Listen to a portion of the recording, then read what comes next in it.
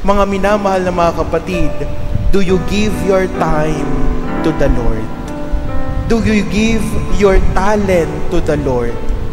Ngayong panahon na tayo'y nasa mga mahal na araw, nagbibigay ba tayo at naglalaan ba tayo ng mga talento natin sa Diyos? Father, ayokong kumilos. Ang init lumabas ng bahay. Kaya sa bahay na lang ako. Hindi na ako pupunta ng simbahan. Hindi na ako magkakawang gawa. Nakakatamad, ang init kumilos. Do you give your time to Jesus?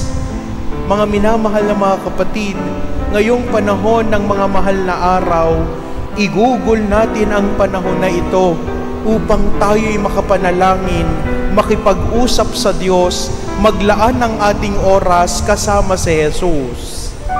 Nakakalungkot, yung iba sa atin, kapag mahal na araw, ito din ang panahon nila para sila'y magpunta sa dagat, para gumala, at nakakalimutan na yung kanilang panahon at oras ng pakikipag-ugnayan sa Panginoon. Sana ngayong Holy Week, makipagkwentuhan tayo sa Diyos kagaya ng ginawa ni Lazaro.